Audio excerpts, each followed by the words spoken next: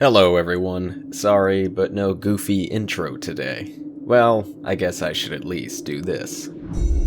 Age of Sigmar Warcry, Beasts of Chaos versus Nighthaunt. For those of you who want to skip right over to the battle report, there should be a timestamp on the screen somewhere, but if you want to hear me ramble on for a minute or two, strap yourself in. So a few of you have noticed I've been on a little of a Warcry hiatus. It has been a number of months since I've released some sort of Warcry content. This is mainly due to a few factors. Probably the biggest one is that I am sure, like you, my wonderful viewer, you bounce in and out of your hobbies. Warcry is a fun and enjoyable game and I love it, but not gonna lie, it was getting pretty stale and repetitive for me, especially when you are playing the game all by your lonesome. Now, for a majority of my Warcry battle reports, it is just me behind the camera, moving the models, planning out strategies for both warbands, and doing the entire editing process. Playing by yourself can be fun for a while, but eventually it just isn't as good as the real thing. Sometimes you want a close friend to give you a hand, giving both of you an enjoyable experience. Anyways, what I'm trying to say is that creating a battle report is not a quick and easy thing. Generally, every minute you watch in the report is roughly 1 to 2 hours of production, producing, and editing time. And I wish I did, but I do not have the time to dedicate 24 to 48 hours of constant work to create just a basic battle report. Oh, and I won't even consider the money and time it takes to paint up a warband and Warcry-inspired terrain as well. It all just really adds up at the end of the day. Now, with all that being said, I still do enjoy making the battle reports. I love seeing the community feedback, the joy it brings you, the viewer, and I truly am honored to have gained the support I have from, well, all of you. And in an attempt to not get burned out again, I've decided to try to streamline the game even more for you, the viewer. If this is something that takes away from how you enjoy watching the reports I create, please do not hesitate to let me know how you feel. The only way I can create content that is high quality and appropriate for you, the viewer, is for, well, you to let me know. I appreciate all of you and your patience. Let's jump into the game. For the beasts, in the hammer, we have a Bestigor and a Bulgor with his trusty great axe. In the shield, we have our Bestigor leader teamed up with another Bulgor. And in the dagger, we have a surprise, another Bestigor and a Bulgor. For the spooky ghosts, in the hammer, we have a spirit host joined with a glaive wraith stalker. In the shield, we have our leader, the extoller of Shyish, played by our wonderful Briar Queen, backed up by another spirit host. And finally, in the dagger, we have a pair of glaive wraith stalkers. Our terrain today has been set up by yours truly, because I wanted to mix it up. For deployment, we have the card Refused Flank. The Beasts of Chaos player will have the red deployment zone and the Nighthaunt the blue. To achieve victory in this skirmish, one warband must seize territory. The Nighthaunt player will be the defender and set up 3 objectives on the board. Whoever controls the most by the end of battle round 4 is the victor. For you curious folk, the objectives are set up here, here, and here. Of course, finally, for our twist card, we have the Gormoon Rises. This battle, each player can add 1 to the value of their abilities. The board is set, the cards are flipped, and the fighters are on the battlefield. Let us start round 1 with some initiative. The beasts will roll first, and they end up getting a double and a bunch of singles. The Nighthaunt roll some dice up as well, and they get the same exact outcome. After a roll-off, the beasts will take the initiative and use their wild die to make another double, and the ghosts, once again, will do the same. Immediately, a Bulgor will use one of those doubles for the Brayherd ambush ability, giving it a free 5-inch move, shifting this big ol' bastard right up to the stalker on top of the objective, and still have an opportunity to attack in. Hitting in on 4s, the massive great axe finds purchase and absolutely cleaves the ghost in 2, removing it from the objective and the game. For the Nighthaunt, the spirit host will move and fly over to the rampaging Bulgor and hopefully showcase some lethality. The host gets 1 attack, hitting on 5s, and unfortunately only deals 2 damage. Another rage-filled Bull is next and will take advantage of the lonely Nighthaunt leader. Using the Brayherd ambush ability once again, it will charge up to the ghost and then attack in once. With 2 dice hitting in on 4s, the beast swings his axe but finds no purchase.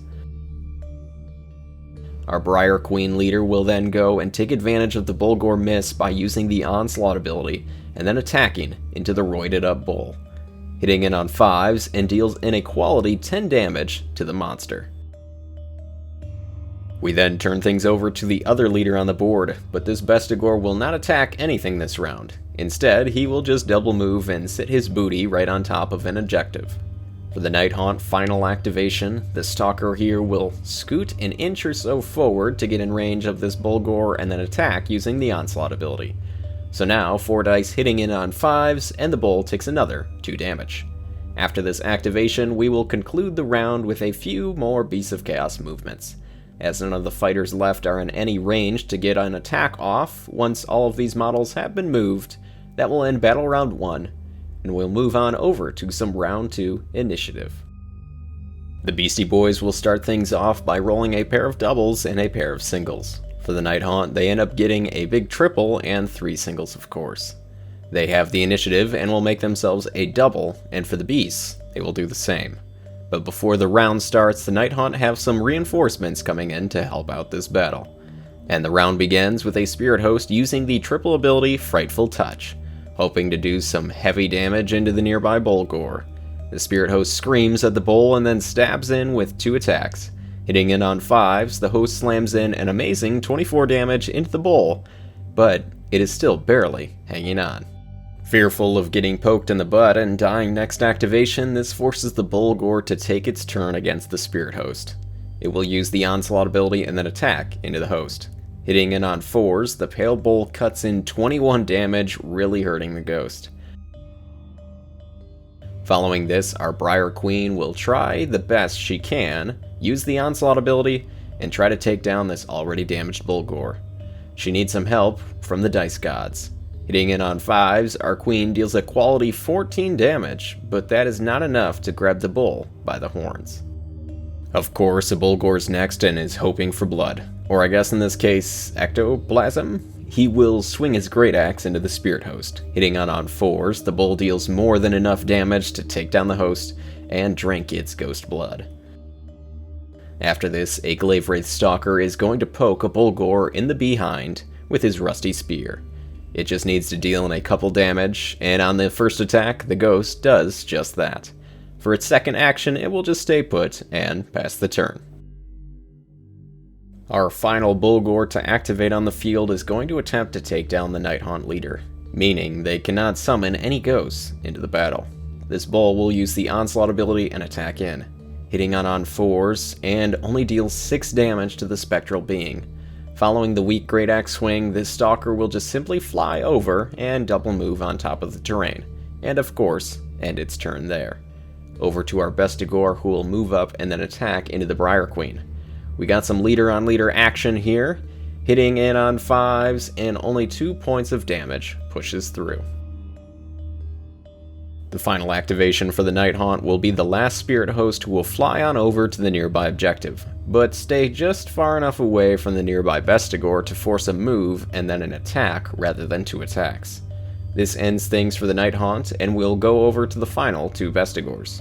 Both of these goatmen will move up to different stalkers and then attack in. Both of the goats hit on 5s here. The one in the center off the screen whiffs the attack, and the one in the center left on your screen pushes in 4 total damage. This will end battle round 2. The Ghastly Horde is thinning for the Nighthaunt here, but if they get some good ability dice, they may be able to bring back some ghouls. Let's move on to some turn 3 initiative. The beasts roll first and get a triple with a few singles, and for the Nighthaunt, they get a whopping 6 singles. That does not happen too often. They obviously have the initiative and will make themselves a double, and the beasts will do the same. This means the ghosts have the first move. Our Briar Queen leader must go first here and attempt to take down the heavily damaged Bulgor, and will even use the Onslaught ability to try and get the sure kill. Hitting in on 5s, the first attack deals in 4 damage, and the second deals 6 more, which is enough to take down the pesky bull. This then moves things over to the Beasts of Chaos leader, who will attempt to take vengeance on the spirit. Hitting in on 5s here, and with 2 attacks, deals in a total of 10 damage, which is not enough to squeak in the kill. But this leader will use the Inspiring Presence ability and have his buddy on the other side of the tree go ahead and activate. Passing the baton over, this Bulgor will attempt to finish off this damaged stalker. Hitting on 5s here, the first attack deals 4 damage, which is not enough, but the second deals the final blow, taking down the spooky ghost for good. This will then lead over to another Glaive Wraith stalker, but this one hasn't been destroyed. This spirit will attack twice into the Bestigor right in front of it. Hitting on 5s, the stalker only manages 3 points of damage. A Bulgor is next and doesn't like this little stalker on the board. This beast will move over and then attack into the spirit. Hitting on 4s, and the beast was 1 point away from eliminating the Nighthaunt fighter. The final Nighthaunt activation is the Spirit Host, who will move up and attack into the damaged Bestigor. Hitting on 5s, the spirit deals 8 damage, which is once again 1 point away from death. Unfortunate break there, because that beast is next. It will use a double for the Onslaught ability and start attacking, taking its first swing into the Stalker, finishing it off with ease. And the second into the Spirit Host, and only manages a couple damage. This will end Battle Round 3. Now we have to remember at the end of Round 4, whoever controls the most objectives wins the game. So for the Beasts, they are looking to take out some Nighthaunt models quickly, and the Ghosts are hoping to bring some back. This first initiative here is key to victory. Let's start Round 4 initiative. The Beasts will start things off with a double and a plethora of singles.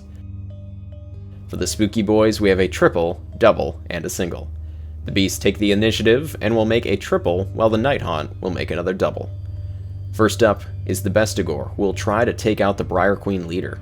He only needs to push in 2 damage, hitting in on 5s, and he does it with ease.